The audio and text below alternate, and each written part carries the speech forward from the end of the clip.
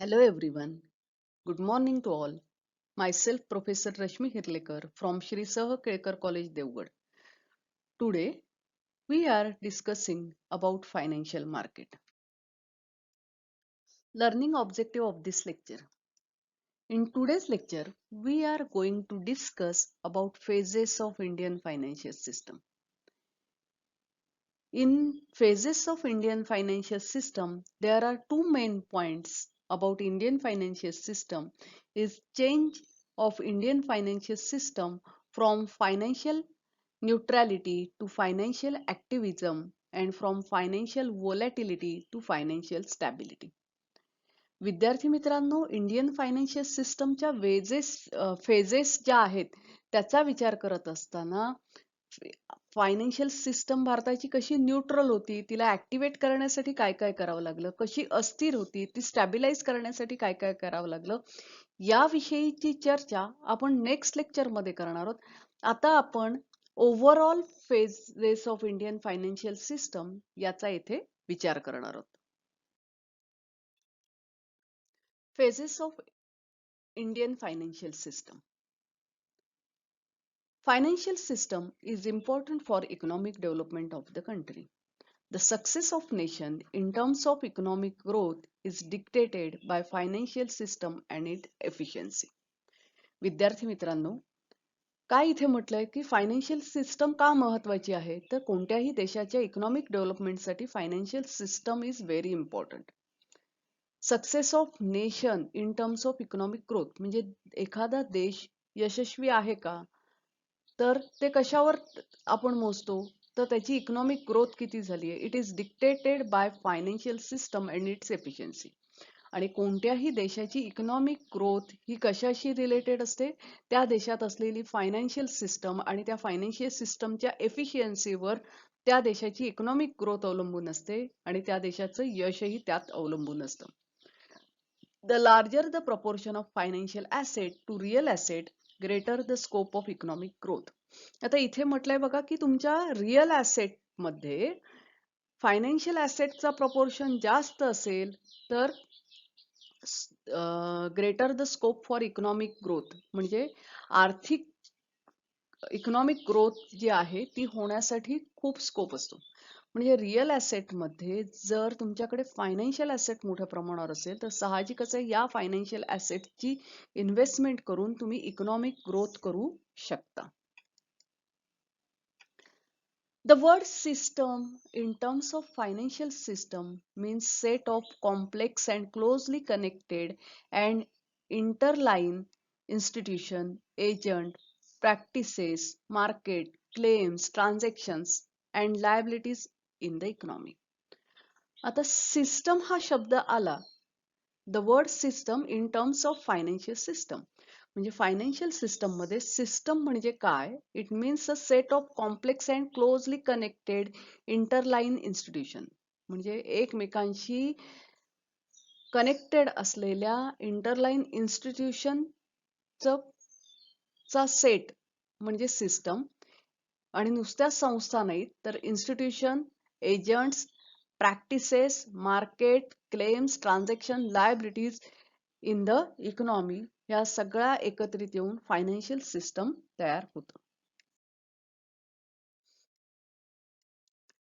At the time of planning, special attention was given to the aim of developing a sound financial system in the country. म्हणजे planning करत असताना खास असं लक्ष दिलं गेलं कशासाठी, aim of developing sound financial system म्हणजे फायनान्शियल सिस्टम चांगल्या प्रकारे डेव्हलप झाली पाहिजे यासाठी प्लॅनिंग मध्ये लक्ष दिलं गेलं. Our capital market was shy and primitive. Adding to this was the presence of unorganise sector. म्हणजे आपण आता इथे विचार करत आहोत phases of Indian financial system. तर इंडियन फायनान्शियल सिस्टमच्या काही फेजेस होत्या. त्या फेजेस मध्ये सुरुवातीला कॅपिटल मार्केट कसं होतं, it was primitive stage and shy म्हणजे खूप काही प्रगत नव्हतं, सुरुवातीची स्टेज होती. त्याचबरोबर adding to this was the presence of unorganise sector. मोठ्या प्रमाणावर अनऑर्गनाइज सेक्टर त्यावेळेला देशामध्ये होतं. This leads to worse situation in financial system. हे जे अनऑर्गनाइज सेक्टर असतं, अनऑर्गनाइज म्हणजे ज्याच्यावर कोणत्याही नियमांचं बंधन नसतं. म्हणजे उदाहरणार्थ सोप्याच भाषेत सांगायचं झालं तर ज्या वेळेला भारत स्वतंत्र झाला की स्वातंत्र्यापूर्वीच्या काळामध्ये मोठ्या प्रमाणावर सावकार होते, जमीनदार होते, ते लोकांना कर्ज देत होते. It was unorganise sector. कारण का त्यांनी किती त्याच्यावर व्याज लावायचं, काय करायचं याच्यावर कसलीही बंधनं नव्हती. त्यांच्यावर टॅक्सही नव्हते आणि त्याचा उपयोग म्हणून इकॉनॉमिक डेव्हलपमेंटसाठी होत नव्हता. This leads to worse situation in financial system in our country and therefore the government decided to adopt mixed economy. आपल्याकडे आपल्या देशामध्ये मिक्स इकॉनॉमी आहे. आता मिक्स इकॉनॉमी म्हणजे काय तर इथे एक गोष्ट लक्षात घ्या की एक कॅपिटलिस्ट इकॉनॉमी असते, एक सोशलिस्ट इकॉनॉमी असते आणि third one is a mix economy. Capitalist म्हणजे भांडवलशाही, सोशलिस्ट म्हणजे समाजवाद आणि थर्ड म्हणजे मिक्स इकॉनॉमी. म्हणजे एक समाजवाद म्हणण्यापेक्षा खरं म्हणजे तो कम्युनिझम आहे. तर कॅपिटलिस्ट म्हणजे आपण जगात जर तुम्ही बघितलात तर ज्या वेळेला पहिलं महायुद्ध झालं त्याच्यानंतर दुसरं महायुद्ध झालं, दुसऱ्या महायुद्धानंतर दोन सत्ता म्हणजे प्रबळ झाल्या आणि ह्या दोन सत्ता ज्या होत्या ती एक अमेरिका होती आणि एक रशिया होती. पण दोघांमध्ये फरक काय होता? American were capitalist and Russian were communist. आता कॅपिटलिस्ट मध्ये भांडवलशाही म्हणजे प्रायव्हेटिझमला खूप मोठा स्कोप असतो. त्यामुळे मुक्त व्यापार कॅपिटलिस्ट इकॉनॉमी मध्ये होतो. म्हणजे सरकारचा हस्तक्षेप व्यवहारामध्ये खूप कमी असतो आणि सरकार फक्त कायदा सुव्यवस्था ठेवण्यासाठी असतं. अर्थशास्त्रामध्ये किंवा फायनान्समध्ये काही हस्तक्षेप सरकार करत नाही कॅपिटलिस्ट इकॉनॉमीमध्ये. कम्युनिस्टमध्ये all wealth is own by government, no one is a owner of the wealth. म्हणजे सगळी मालमत्ता जी होती ती सरकारच्या मालकीची असायची आणि कोणी प्रायव्हेट ओनरशिप नव्हती. आणि या दोघांचेही काही जसे फायदे आहेत तसे तोटे आहेत आणि म्हणून भारत स्वतंत्र झाला 47 साली त्यावेळेला वी ऍक्सेप्टेड मिक्स इकॉनॉमी. म्हणजे आपण कॅपिटलिस्ट आणि कम्युनिस्ट यांचं मिक्सचर जे आहे म्हणजे सरकार आपल्या व्यापारामध्ये हस्तक्षेप करतं पण काही लिमिट पर्यंत. प्रायव्हेट ओनरशिप पण आहे आणि आपल्याकडे गव्हर्नमेंट ओनरशिप पण आहे. आता गव्हर्नमेंट ओनरशिप म्हणजे काय तुम्ही म्हणाल तर साधी गोष्ट आहे की आपल्या रेल्वे, एसटी महामंडळ, इलेक्ट्रिसिटी किंवा अणुऊर्जा प्रकल्प हे सगळे गव्हर्नमेंटच्या मालकीचे आहेत. असे बरंच काय काय. आणि काय म्हणजे ज्या ठिकाणी प्रायव्हेट लोकांकडनं इन्व्हेस्टमेंट होत नाही अशा ठिकाणी गव्हर्नमेंट इन्व्हेस्टमेंट करतं. Therefore, government decided to adopt mixed economy. It leads to completely different situation in the economy. आणि याचा परिणाम असा झाला की इंडियन सिच्युएशन मध्ये leads to completely different situation in the economy. भारतीय इकॉनॉमी मध्ये एक वेगळीच परिस्थिती निर्माण झाली. The government thus aim at fulfilling political objective as well as socio economic objective through the policy. ही मिक्स इकॉनॉमी असल्यामुळे सरकारने पॉलिटिकल ऑब्जेक्टिव्ह बरोबरच सोशिओ इकॉनॉमिक ऑब्जेक्टिव्ह सेट केले आणि ते पूर्ण करण्याचा प्रयत्न करू लागलं. The government decided to set up new financial institution in order to make supply of finance for both agricultural as well as industrial development. Mix economy असल्यामुळे सरकारने त्यावेळेला विचार केला की अरे ॲग्रिकल्चरल सेक्टर जे आहे त्याची डेव्हलपमेंट पण झाली पाहिजे आणि तसंच इंडस्ट्रियल डेव्हलपमेंट सुद्धा झाली पाहिजे. आणि म्हणून सरकारने government decided to set up new financial institution in order to make supply of finance for both agricultural as well as industrial department. On the other hand, it also started nationalization of certain institution. म्हणजे कृषी उद्योग सुद्धा किंवा कृषी सुद्धा सुधारली पाहिजे.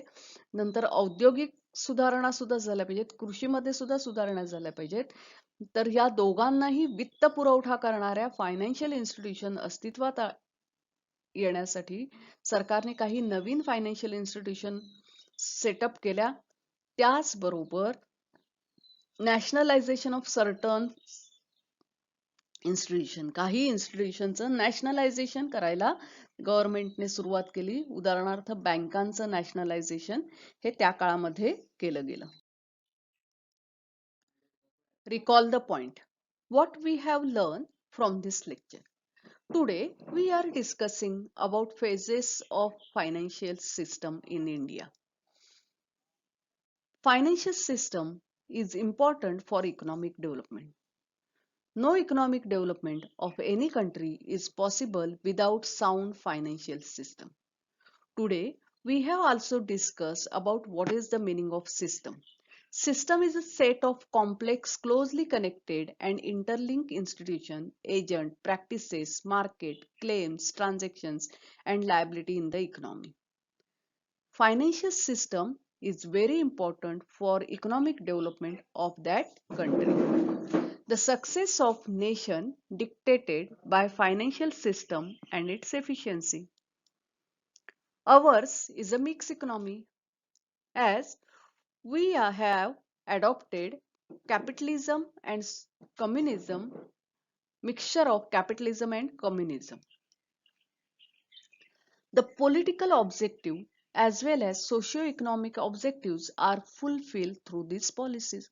For that, various policies are adopted by the government.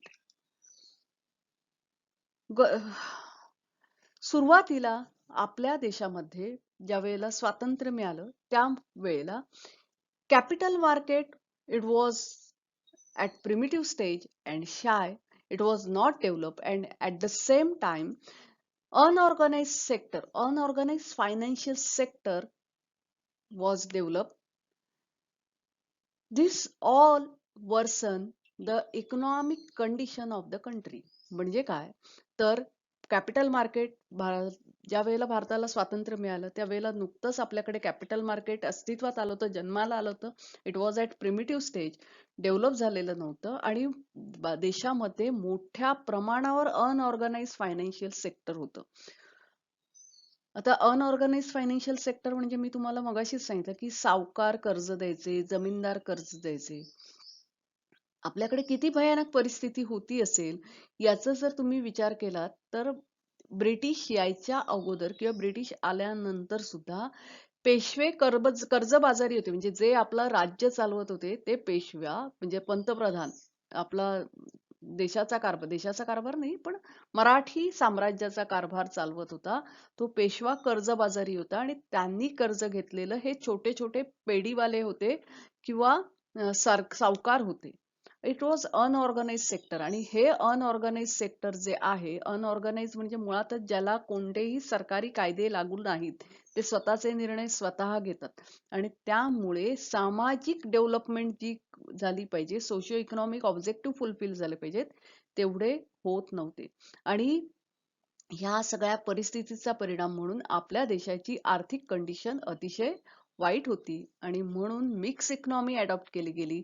Political objective आणि सोशिओ इकॉनॉमिक ऑब्जेक्टिव्ह फुलफिल होण्यासाठी वेगवेगळ्या पॉलिसी पंचवार्षिक योजना आखल्या गेल्या आणि त्या पंचवार्षिक योजना through it was decided to set up new financial institution. आता नवीन फायनान्शियल इन्स्टिट्यूशन म्हणजे बघा युनिट ट्रस्ट ऑफ इंडिया 62 मध्ये अस्तित्वात आलं, LIC वगैरे अशा वेगवेगळ्या फायनान्शियल इन्स्टिट्यूशन अस्तित्वात आल्या.